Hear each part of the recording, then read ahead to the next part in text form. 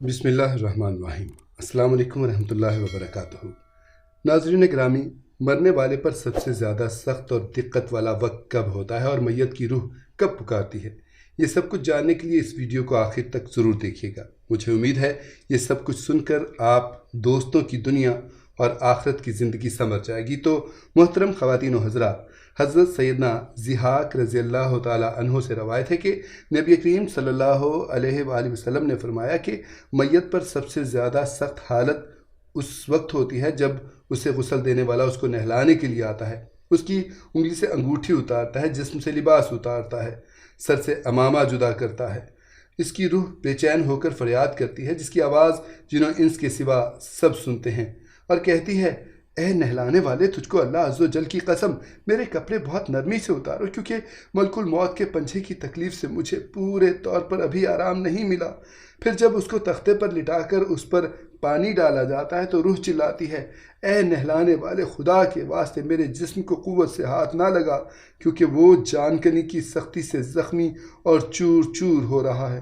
پھر جب نہلا کر اس کو کفنانے آتے ہیں اور پھر پاؤں کی طرف سے باندھ دیتے ہیں تو روح کہتی ہے: اے غسل دینے والے، خدا کے لیے ابھی سر کی طرف سے میرے کفن میں گرہ نہ لگاؤ، تاکہ میرے بیوی بچے اور تمام رشتہ دار دنیا میں آخری بار میری صورت دیکھ لیں، کیونکہ آج میں ان سے بچھڑ رہا ہوں اور اب قیامت تک یہ میری صورت نہیں دیکھیں گے۔ پھر جب اس کا جنازہ تیار کر کے گھر سے باہر نکالا جاتا ہے تو روح پکارتی ہے: اے جنازہ اٹھانے والو، خدا کے واسطے ابھی جلدی نہ کرنا، تاکہ میں اپنے بال بچوں اور عزیز و اقارب سے رخصت ہو لوں۔ اے جنازہ اٹھانے والو، میں اپنی اولاد کو آج یتیم اور بیوی کو بیوہ چھوڑے جاتا ہوں، خدا کے لیے میرے بعد ان کو تکلیف نہ دینا۔ میں اپنا گھر اور مال و اسباب دوسروں کے لیے چھوڑے جاتا ہوں، اب یہاں بھی واپس نہ آؤں گا اور قیامت تک کسی کی صورت نہ دیکھوں گا۔ پھر جب جنازہ اٹھا کر لے چلتے ہیں تو میت کہتی ہے: اللہ اللہ، اے میرے بھائیوں، میں نے آج تک جو کچھ مال و اسباب جمع کیا تھا وہ صرف وارثوں کے لیے تھا، آج ان میں سے کوئی میرے گناہوں کا ذرا سا بوجھ بھی نہیں اٹھا سکتا۔ ہر چیز کا حساب مجھ سے لیا جائے گا اور وہ میرا مال میرے وارث کھائیں اور اڑائیں گے۔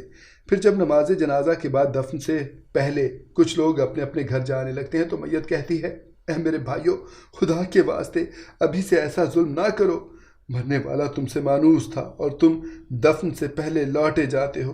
پھر جب اسے قبر میں اتارتے ہیں تو میت کہتی ہے: اے میرے وارثو، او ترکہ پانے والو، میں نے جو کچھ مال جمع کیا تھا وہ سب تمہارے لیے چھوڑا، خدا کے لیے تم مجھے دعائے خیر اور فاتحہ سے بھلا نہ دینا۔ بزرگوں کا قول ہے کہ آخرت کی منزلوں میں قبر پہلی منزل ہے، اگر اس منزل میں نجات پائی تو اس کے بعد کی منزلیں بہت آسان ہیں، اور اگر یہاں عذاب میں مبتلا ہوا تو آگے چل کر اس سے زیادہ سختی ہوگی۔ حدیث شریف میں ہے کہ مردہ قبر میں ایسے ہے جیسے کوئی شخص پانی میں ڈوب رہا ہے اور مدد کے لیے فریاد کرتا ہو۔ مردہ ہر وقت اپنے ماں باپ، بھائی بہن یا اولاد اور دوست وغیرہ اپنے پسماندگان سے دعائے خیر اور فاتحہ کا منتظر رہتا ہے۔ جب اس کو اس کے پسماندگان کی طرف سے کوئی تحفہ ثواب پہنچتا ہے تو وہ اس کے لیے تمام دنیا اور جو کچھ دنیا میں ہے اسے محبوب و مروب ہوتا ہے، اور اللہ تعالیٰ اس کے رشتہ داروں کی دعائے خیر کے ثواب کو قبرستان والوں پر پہاڑوں کے برابر داخل فرماتا ہے۔ موت ایک دروازہ ہے جس میں سب لوگوں نے داخل ہونا ہے۔ حضرت عثمان غنی رضی اللہ تعالیٰ عنہ جب کسی قبر پر جاتے تو اتنا روتے کہ ان کی داڑھی مبارک آنسوؤں سے تر ہو جاتی۔ آپ رضی اللہ تعالیٰ عنہ سے پوچھا گیا کہ آپ جنت و جہنم کا تذکرہ کرتے ہیں تو نہیں روتے، مگر قبر دیکھ کر روتے ہیں؟ آپ رضی اللہ تعالیٰ عنہ کہنے لگے: رسول اللہ صلی اللہ علیہ وآلہ وسلم نے فرمایا کہ قبر آخرت کی پہلی منزل ہے، لہٰذا اگر مرنے والا اس سے نجات پائے تو بعد کی منازل اس سے کہیں زیادہ آسان ہے، اور اگر اس کی تکلیف سے نجات نہ پائے تو بعد کے مراحل اس سے بھی بہت زیادہ سخت ہیں۔ آپ رضی اللہ تعالیٰ عنہ کا ارشاد ہے: میں نے کبھی کوئی منظر نہیں دیکھا مگر قبر اس سے زیادہ سخت ہے، کیا ہمارے لیے ان قبروں میں عبرت نہیں ہے؟ دیکھیے، مالدار، فقیر، طاقتور و کمزور، سب قبروں والے دنیا میں لوٹنے کی خواہش رکھتے ہیں۔ دوستو، مال جمع کرنے اور محل بنانے کے لیے نہیں، بلکہ اس لیے ہے کہ ہمیں ایک نماز پڑھنے کی توفیق مل جائے۔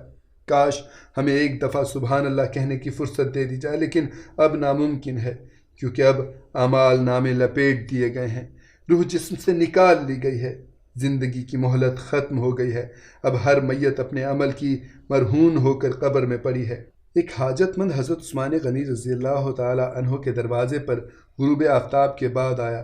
ابھی اس نے دستک نہ دی تھی کہ حضرت عثمان غنی رضی اللہ تعالیٰ عنہ کی آواز اس کے کانوں میں پڑی۔ وہ اپنی اہلیہ سے شکایت کر رہے تھے کہ چراغ کی بتی موٹی ہے جو تیل زیادہ استعمال کرنے کا سبب بن رہی ہے۔ حاجت مند نے جو سنا تو وہ سوچتا ہی رہ گیا کہ وہ ایسے شخص سے حاجت براری کی کیا توقع کرے جو تیل کے معمول سے زیادہ خرچ پر اپنی بیوی کو سرزنش کر رہا ہے۔ اس نے ارادہ کیا حاجت بیان کر کے دیکھوں، شاید میری کچھ امداد کر ہی دے۔ دستک سن کر حضرت عثمان غنی رضی اللہ تعالی عنہ باہر آئے۔ حاجت مند نے اپنی حاجت بیان کی اور لہجے میں زیادہ زور دیتے ہوئے کہا، ضرورت کچھ زیادہ ہی ہے۔ حضرت عثمان غنی رضی اللہ تعالی عنہ نے اس شخص کا ہاتھ تھاما، بستی سے باہر لے گئے جہاں آپ رضی اللہ تعالی عنہ کا سامان تجارت بڑی تعداد میں رکھا ہوا تھا۔ فرمایا، یہ سب تیری نظر ہے، کیا اس سے تمہاری ضرورت پوری ہو جائے گی؟ وہ شخص حیران ہکا بکا دیکھتا رہ گیا، چنانچہ اس نے عرض کیا، حضرت یہ سب کچھ میری ضرورت سے کہیں زیادہ ہے۔ امیر المومنین نے فرمایا، مجھے خوشی ہے کہ یہ تمہاری ضرورت سے کم نہیں۔ اس شخص نے عرض کیا، اے حضرت ایک بات پوچھنا چاہتا ہوں، چراغ کی بتی قدرے موٹی ہو جانے پر آپ اپنی زوجہ محترمہ کو سرزنش کر رہے تھے، حالانکہ چراغ اس قدر روشن رکھنے میں شاید صرف 1 درہم کا تیل استعمال نہ ہوتا ہو، وہ تو آپ کو گوارا نہ ہوا، اور یہاں ہزاروں کا سامان مجھے بلا تعامل دے رہے ہیں۔ تب آپ رضی اللہ تعالیٰ عنہ نے فرمایا، بھائی چراغ میں تیل کا زیادہ اسراف ہے، اور زیادہ اسراف اللہ کو پسند نہیں، اور مجھے اللہ کے حضور اپنے اعمال کی فکر رہتی ہے، یہاں مجھے فکر اعمال لاحق ہے، اس لیے میں نے سرزنش کی۔ سامان تمہیں اللہ کی خوشنودی اور رضا کے لیے صدقہ دیا ہے، اس پر اجر کی امید ہے اور وہاں پر حساب کا خوف ہے۔ اللہ تعالی ہم سب کو آخرت کی تیاری کی توفیق عطا فرمائے، آمین یا رب العالمین۔